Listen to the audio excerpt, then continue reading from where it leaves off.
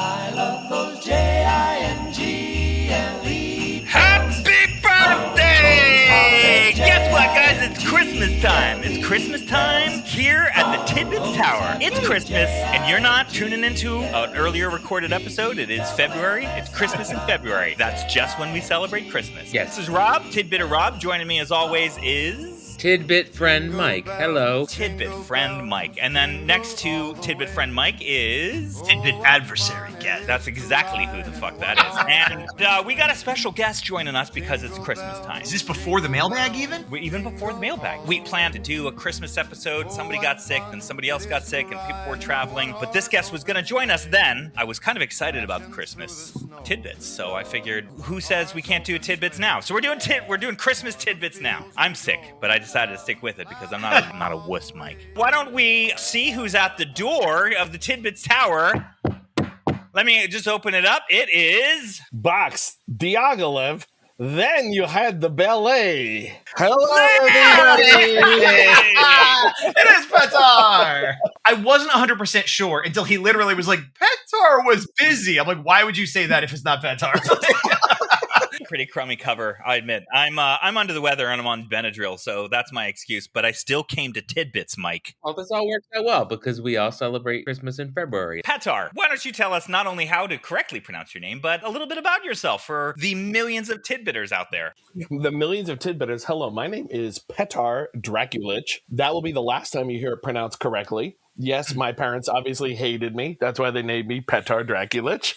And today will be the last moment that you could laugh at the unfortunate nature of my name. Yes, it sounds a lot like Dracula, but I'm not in any way, shape, or form related to Vlad Tepes. I am not Romanian. As a matter of fact, I came about the Tidbits crew when we all were living the joyous life in the town that we lived in high school buddies together, and even after college. Yes, right? Yeah. My gosh, it's crazy to see y'all's faces. It's absolutely amazing. And I've been enjoying catching up on all of the Tidbits episodes, although the last one made me feel some feels. It was a little very special episode, like feeling. I mean, that was the episode about werewolves you're talking about? Yes, exactly, right?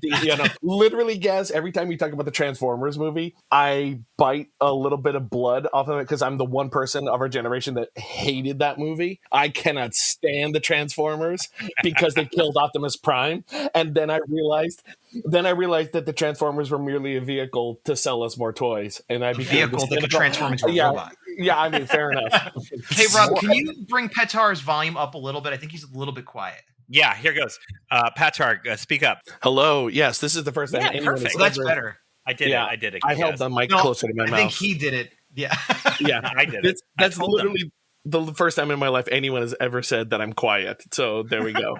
Yeah, but it's like catching up with old buddies listening to all the episodes, and it's just wonderful. And I'm taken back to when we all worked. Oh no, Rob didn't. He had a bougie job. But the first summer after college, when we all decided let's have a fun summer and get a job at Great Adventure together. Which I was jealous, man. I was jealous. I remember you would pick me up and drive me in your VW bus, which was like Well, you were on the way, guys. Let's be fair. I mean, like I was driving past your home to get there. Well, I always appreciated it. Speaking of the last episode, I thought we'd jump in to the mailbag because the first item of the mailbag, and a lot of people were really inspired and psyched to hear that James and his family were out there protesting, that they were a part of that. A number of people said, send him my love. A number of people were like, it made me want to go back and listen to that episode to know who he was, and he sounds super cool, and his tidbit was weird, but it was awesome.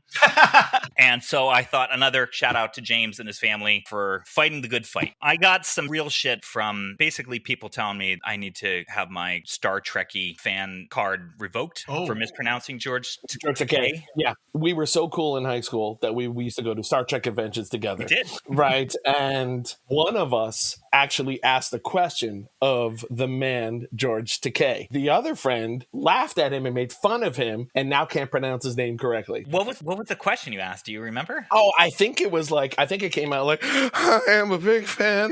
And, I just wish you could tell me about your friendship with Peter David. I think I had to come up with something, and the writer Peter David?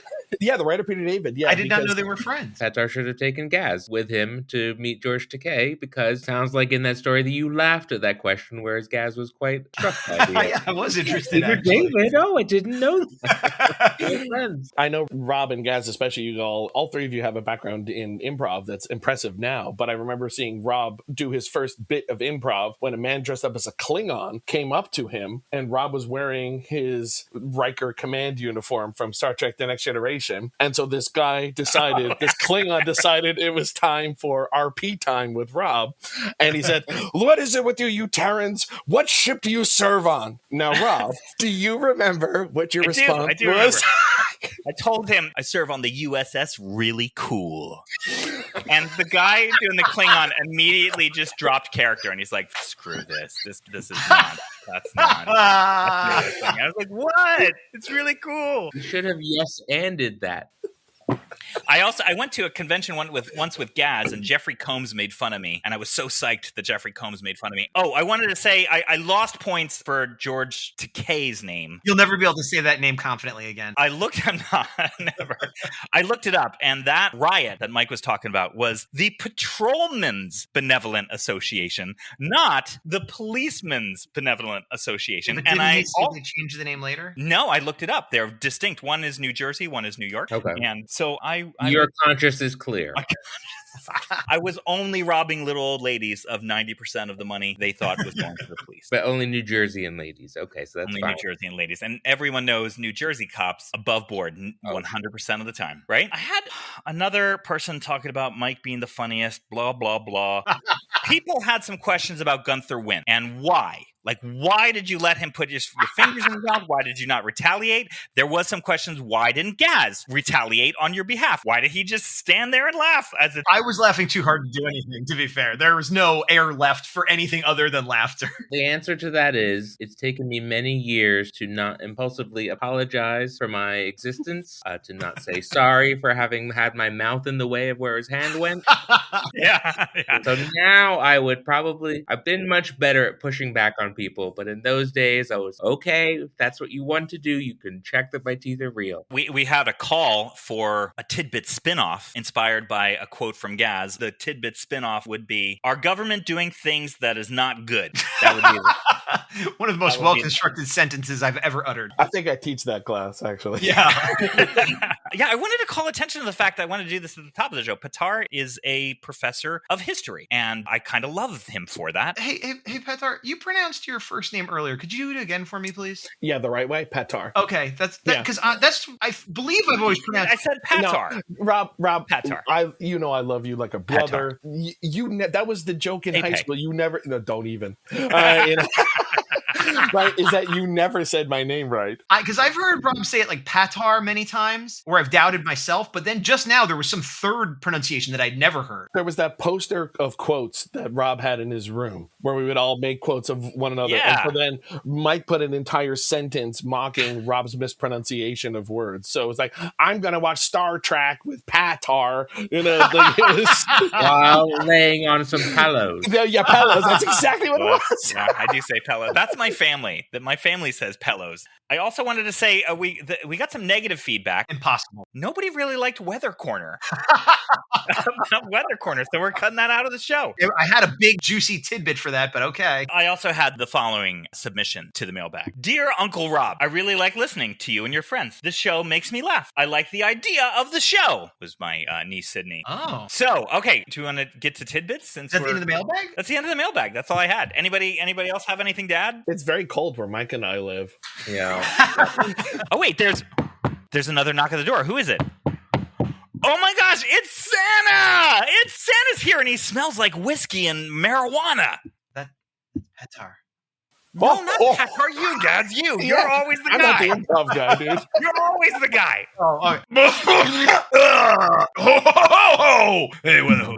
Hey, hey. Thanks for joining us, Santa, for the special episode of Christmas Tidbits. How are you enjoying your February, Santa? Yep. Well, yeah. All right, let's jump into tidbits. Yeah. I'm using a 4-sided die, and I'm just going Patar's 1, Gaz is 2, Mike is 3, I'm 4. And it is number 2. That's you, Gaz. You're up. Well, I'll start it this way. Okay, we all recognize that song, right? Yeah. Yeah. Jingle Bells, one of the most famous Christmas songs of all time. It's easy to play.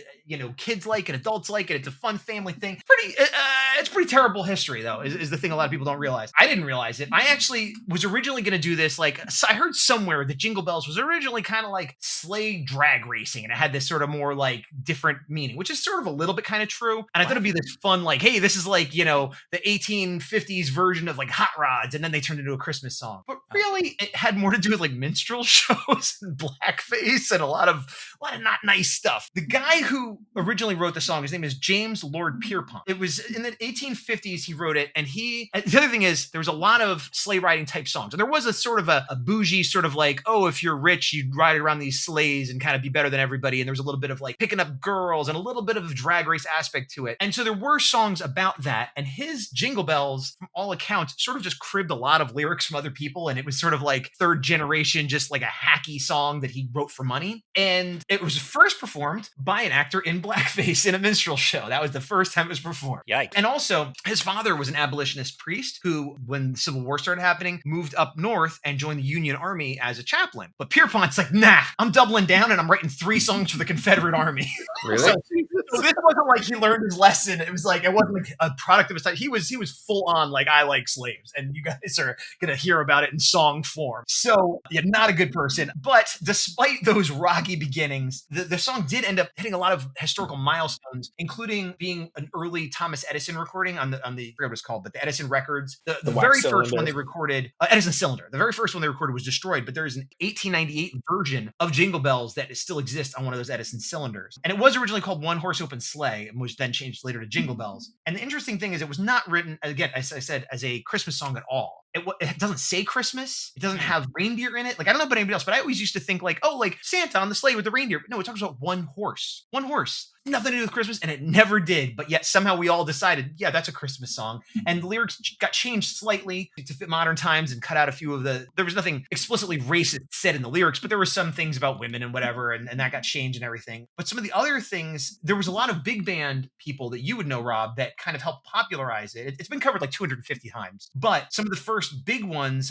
Benny Goodman in 1935 did a version. Benny Goodman! And then after that, Glenn Miller Band. And then eventually, of course, Bing Crosby, which really cemented it as like, this is America's Christmas song. Also, it was the first song performed in space. In the 60s, 1965 on Gemini 6, there was a prank. They were up there around Christmas time, and they called the base, and they're like, we see the satellite, and da-da-da-da-da. Oh, you think it's signaling us? And they had snuck up Jingle Bells and a little harmonica and played Jingle Bells for home base. And they're like, yeah, we see it too. You're hilarious up there. That cost $1 million, but that was like the first live performance in space of a song. Yeah. And so over time, obviously has morphed and changed and become this sort of like timeless Christmas classic that you could play on a xylophone, even if you don't know how to play anything. But it came from, minstrel shows and kind of a terrible history. That's crazy. Yeah. I didn't know that. I am going to say that loudly and slam the door next time carolers show up trying to get money from me. There you go. Good afternoon. In this house, we do. I mean, to be fair, what American classic song wasn't originally sung in blackface? I'm learning there's that. a lot of them. Some of the ice cream truck songs apparently were very racist. The Eeny, Meeny, Miny, Mo was apparently very racist. I mean, Bing Crosby himself is all sorts of trouble. Not a great Well, also the composer of the song did write for some minstrel songs, and there was one minstrel shows, and there was one song he wrote about an African American woman, although she wouldn't have been called that at the time, who was like kind of flirty and whatever, and it used the N-word no less than 8 or 9 times for this comedy bit. When you were telling your tidbit, I was trying to remember the lyrics to Jingle Bells, and I could not think of the Batman smells one. That's exactly what my brain was doing. Any other follow-ups to Gaz's tidbit? I'm just glad he didn't choose mine. So there we go. One Yeah, down. me too. Two to That's go. what we're all scared about. All right, let me roll the die. All right, here goes. Rolling the die. 4. That's me. I'm going with my tidbit. I'm going to try to make it quick, but it's a good one and it's worth milking. The title of it is Sometimes Corporations Aren't Pure Evil. Oh. 1939 Chicago. There's a huge national department store named Montgomery Ward. basically like Sears. And if you're too young to remember Sears, it was basically Amazon, like just a big giant department store all over the country. Christmas is approaching. Montgomery Ward wanted to generate a Christmas giveaway booklet. This was something they had done in previous years and had some success with. They would create these free books for kids. The kids want the book. It pulls the parents into the store. People do their holiday shopping at Montgomery Ward because of the book. It was a little costly to like make the book, but it was lucrative in the end. And it's all about the bottom line, right? It's all about the bottom line. This year, Montgomery Ward's executives, they say, we have writers in-house. We have, a whole team of copywriters. Why don't we save ourselves a buck and do this in-house? So they approach a copywriter, a young advertising copywriter. His name is Robert L. May. And he's got some aspirations of being a writer, which they're aware of. He does good work with the catalog. So they're like, hey, let's give him a shot to do this. What they don't know, really, is that Robert L. May is barely holding his life together. His wife is dying of cancer. They can't afford the treatments. He's got tons of medical debt, and he's raising a 5-year-old daughter in a tiny apartment. And all the while, he's going to work every day, writing cheerful holiday advertising, like, available in 3 great colors, That's cheerful holiday advertising? Well, I mean, available in 3 attractive colors with reindeer. I don't know. So the suits approach Robert L. May, and they essentially like, listen, can you just write a cute Christmas story for kids? And he almost refuses. He's a grown-ass man. In the 1930s, it's not cool to write kids' stories if you're a dude. He's also got all this personal stress. He has aspirations of being a writer, but not a children's writer. But he needs his job, so he throws himself into it. So he's like, what am I going to write? And he starts reflecting on his own childhood. He was shy. He was awkward. He was bullied. A lot like the 3 of you, but not me. USS really cool. Yeah. He also reflects on his current situation. He's feeling isolated. He's caring for his dying wife, but her death is inevitable. He's consumed with grief. And then he reflects on his own daughter, Barbara, and what he might want to say to her. And that was the key for him. So he wanted to see her free of sadness and anxiety, and to be accepted, and to find belonging, and to find meaning, and to find appreciation. He later indicated that he wanted her to know things can be hard, but the story can still turn out okay. And he wanted her to know being a helper was the greatest path to all of that. So he creates a character who is different, who's ostracized, ultimately a helpful guide. It's not Santa. It's not Jesus. He writes a story of a misfit who finds meaning in his own misfittedness. He writes the story of Rudolph the Red-Nosed Reindeer. Rudolph. How did you guys know?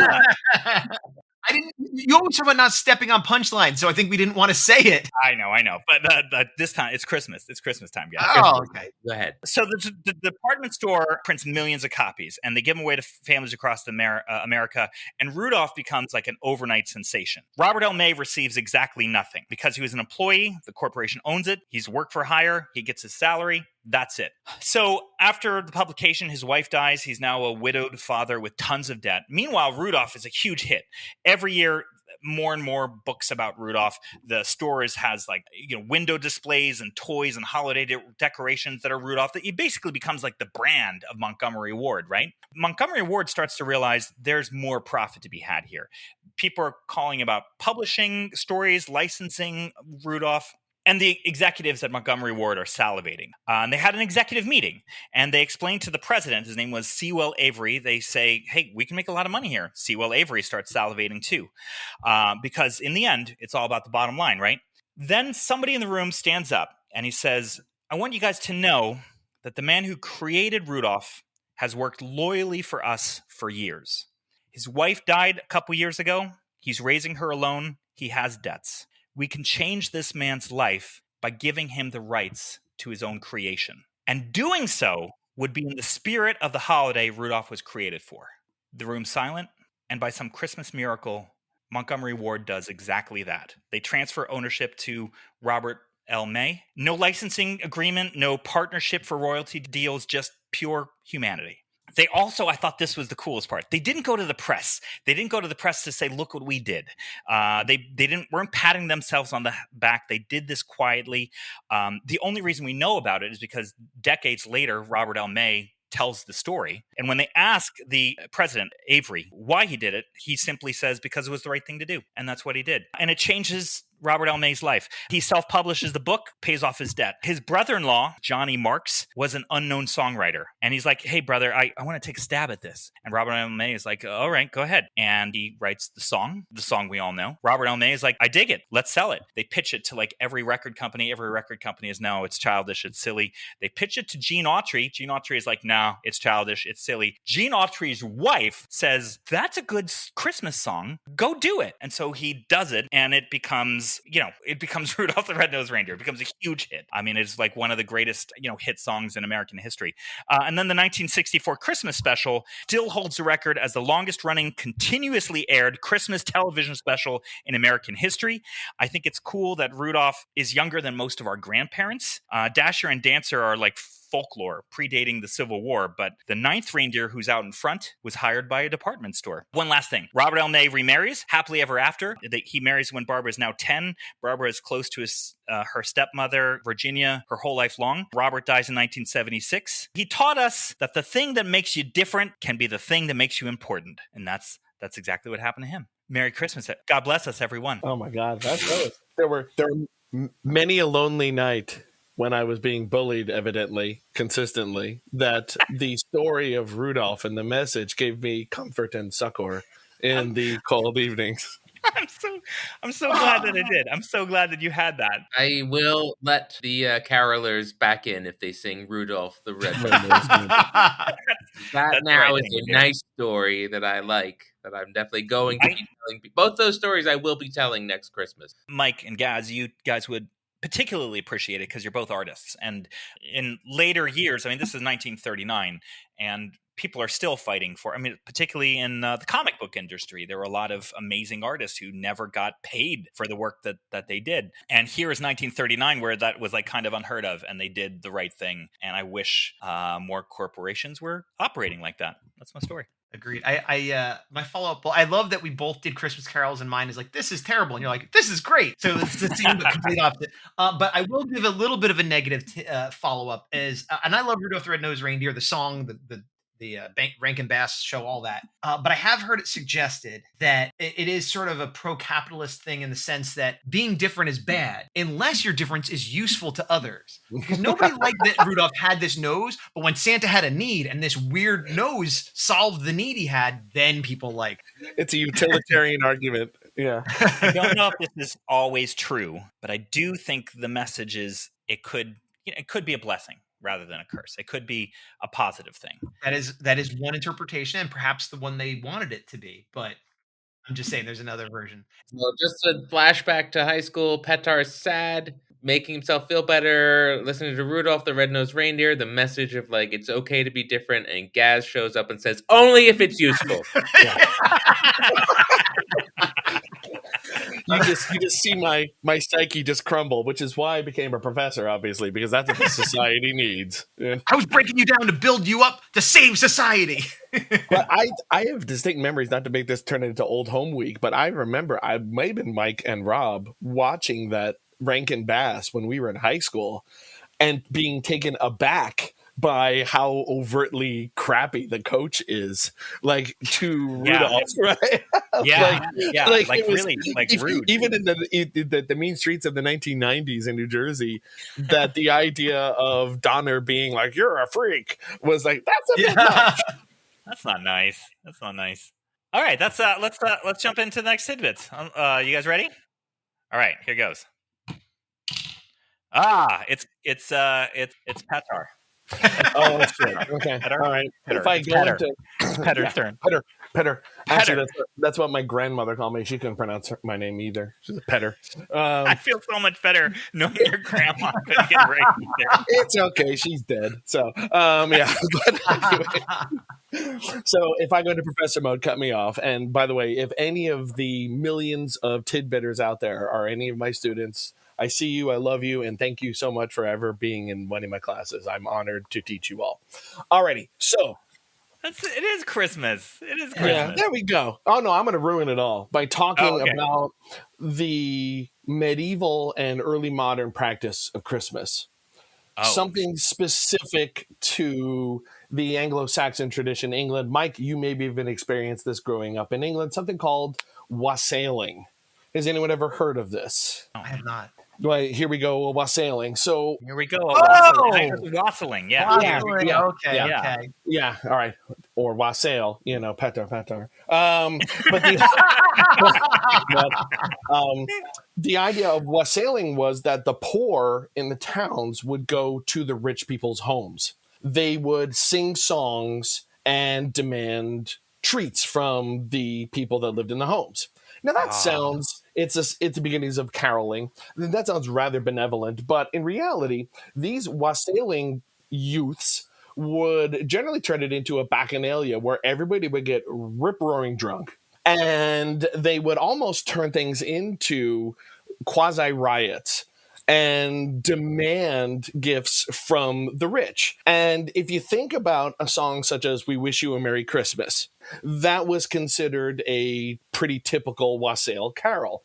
If you think about it, those singers are demanding figgy pudding. But they don't bring us right here. We won't go until we get some. We won't go until we get some. We won't. So that basically you can imagine some sort of foppish, wealthy bourgeoisie from the 1600s. Oh my God. Yes. Sending them out there.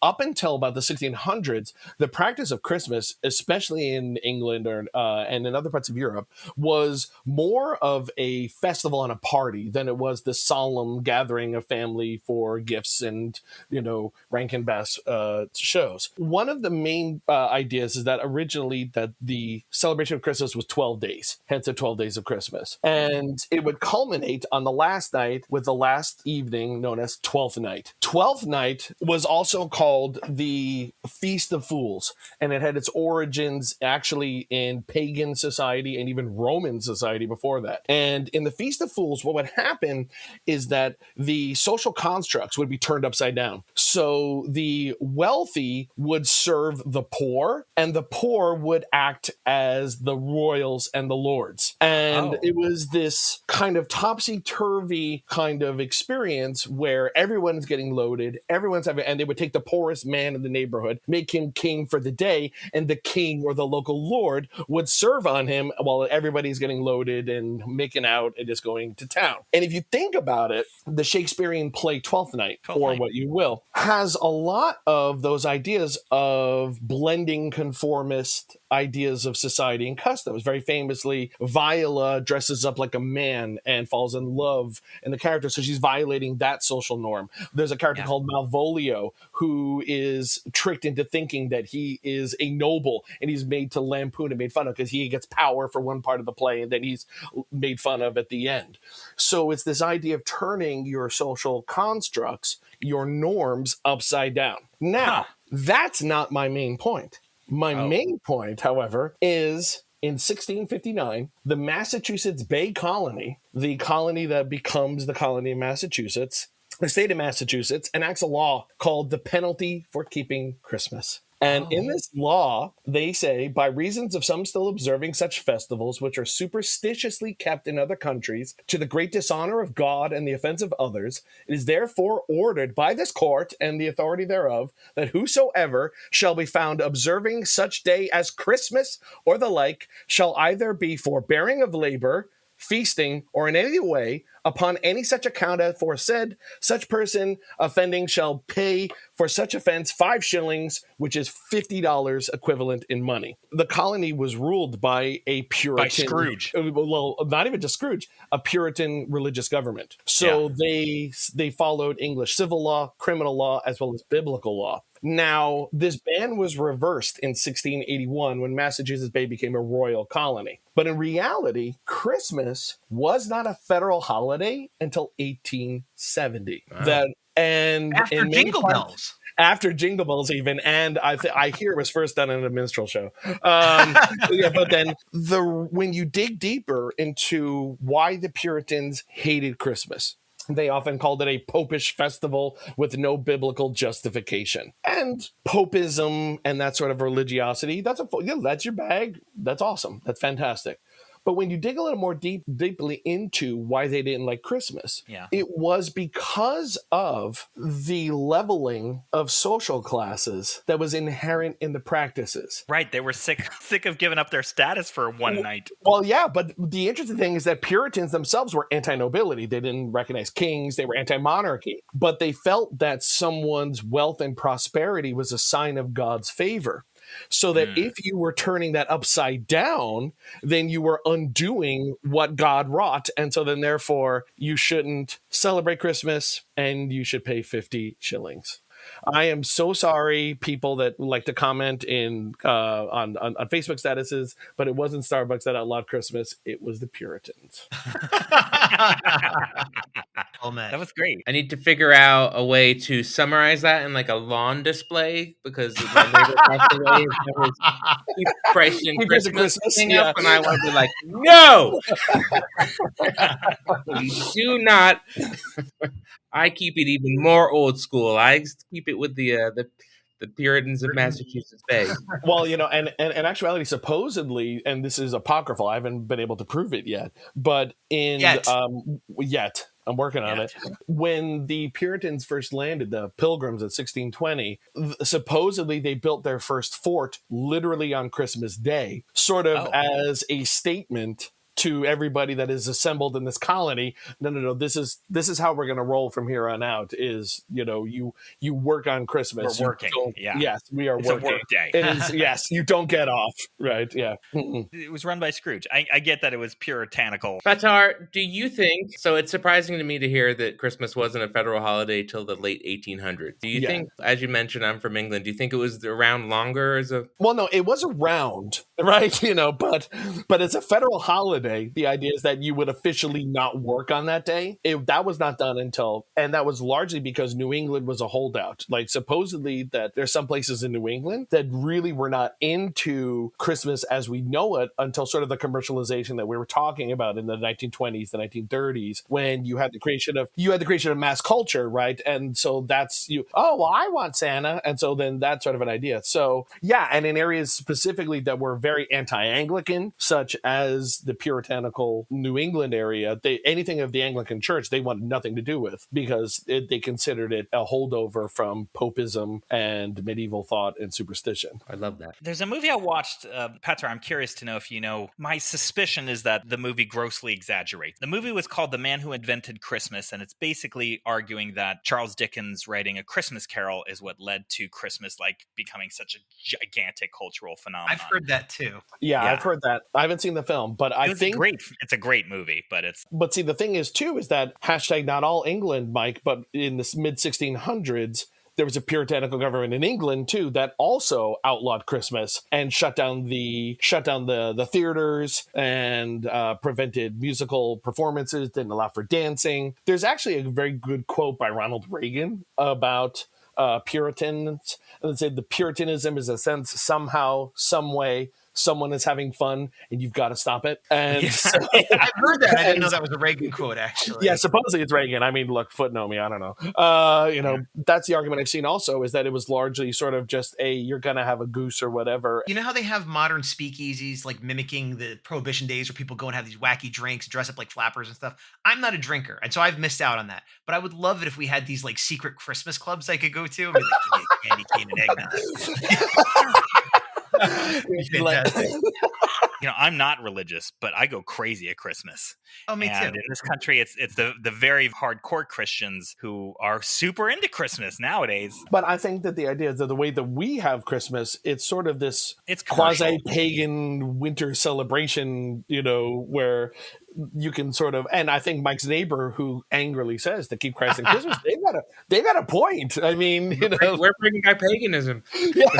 Depending on how you view America, because what I love about Christmas, and I'm not religious either, but I've always loved Christmas and I continue to, but I love to me, it's a very American holiday the way it exists now, where you could be Catholic, you could be just Christian, you could be atheist, you could be super into the commercial aspect of it, you could be a Wiccan or whatever, like kind of everybody could do their own version of Christmas, but we're all doing it together. And actually, I love that. Yeah, I like that. All right. This might be a controversial question to throw out here. on Christmas at the Tidbits Tower.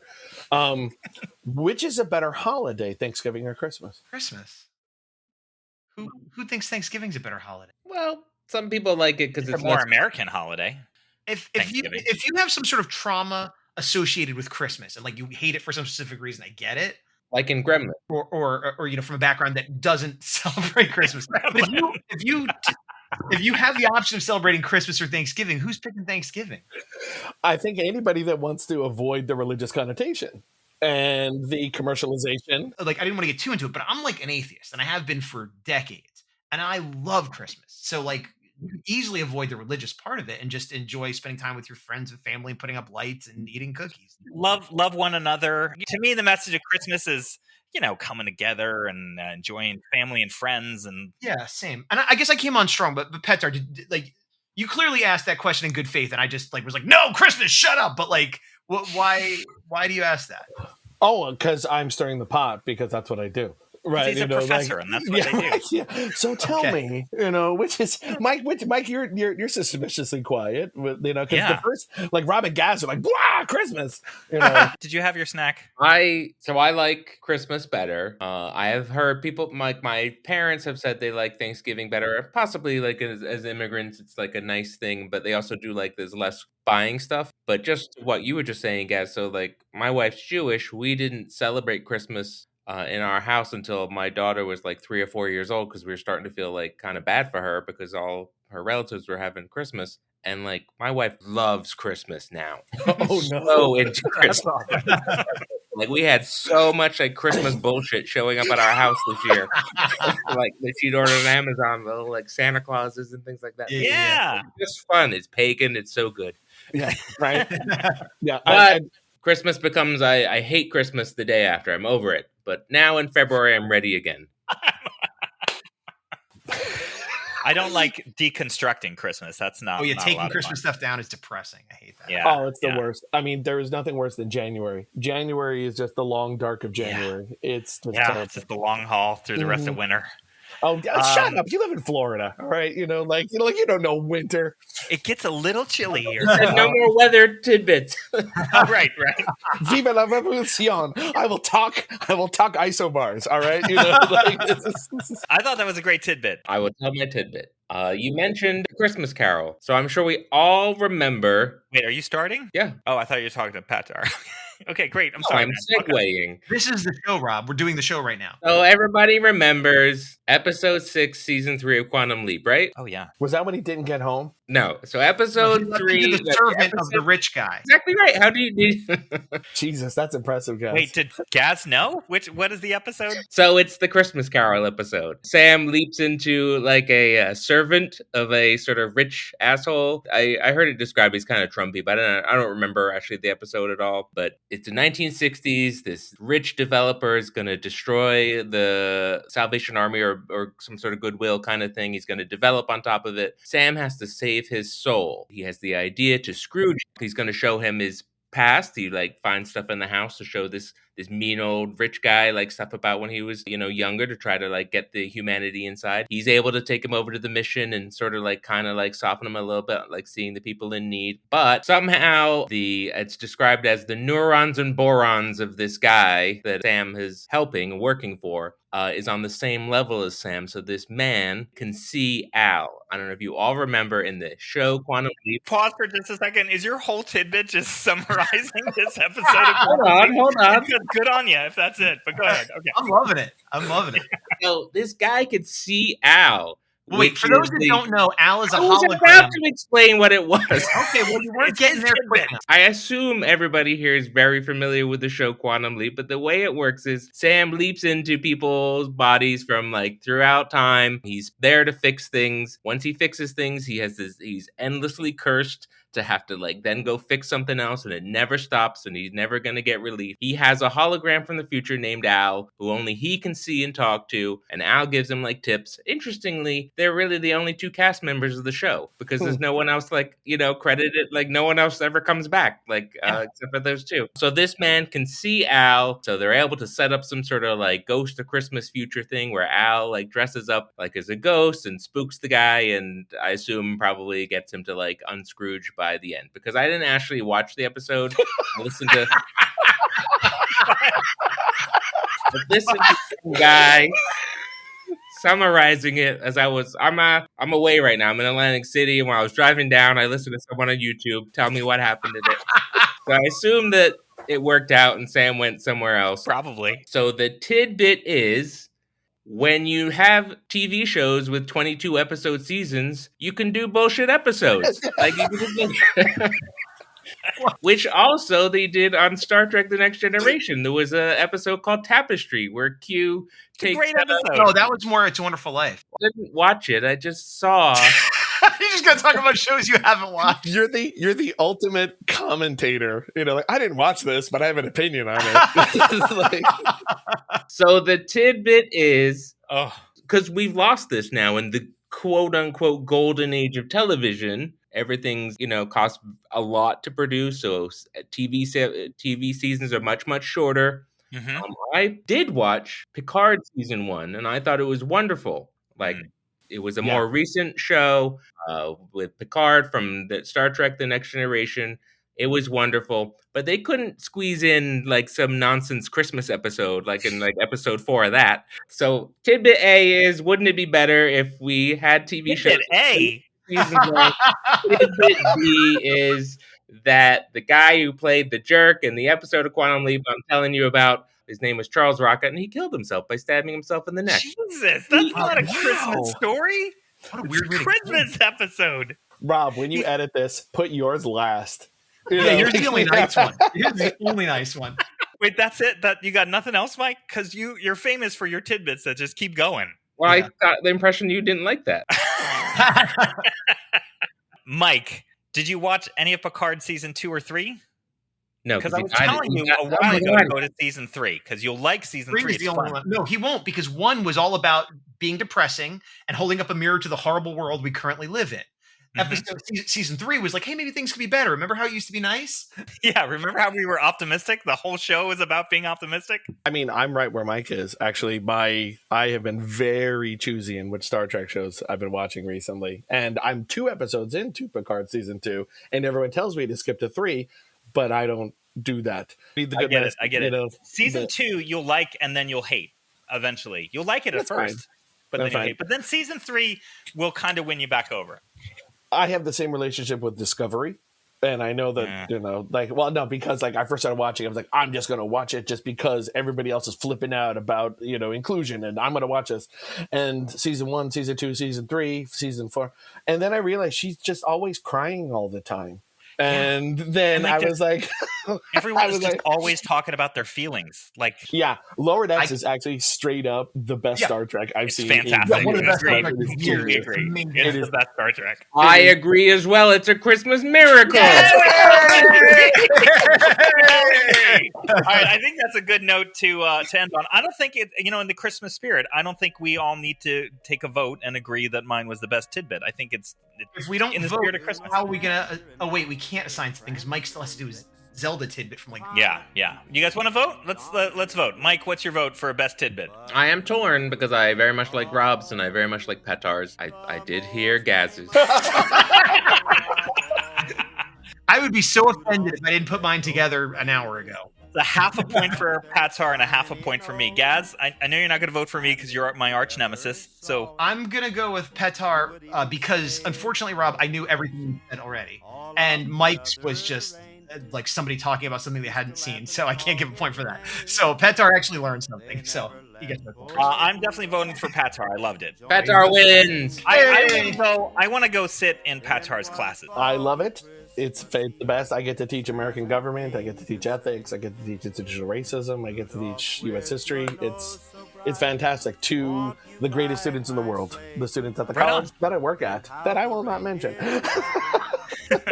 But anytime you're up here, Rob, and you feel like coming to Place Redacted, you're more than welcome to come. Yeah, I would love it. I would totally love it. Patar, what's your vote? God, it's not Mike. I know that. What's wrong with mine? Rob, I would vote for you because I felt touched at the end. It made me happy. Yeah. It was like a Christmas spirit sort of story. Yeah, that's what I was going for. And then Mike and I ruined it, but by Not at all. contextualizing it in the real world.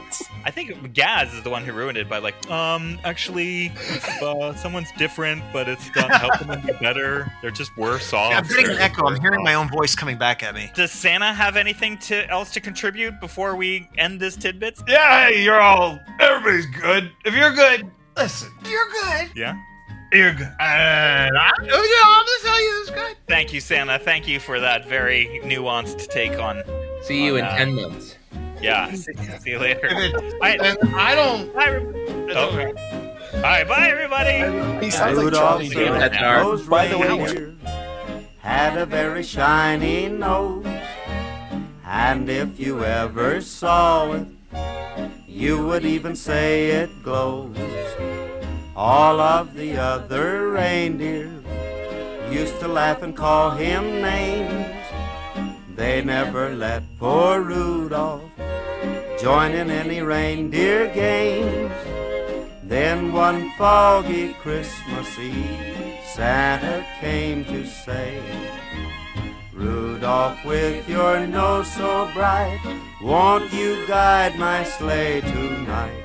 Then how the reindeer loved him as they shouted out with glee, Rudolph the red-nosed reindeer, you'll go down in history.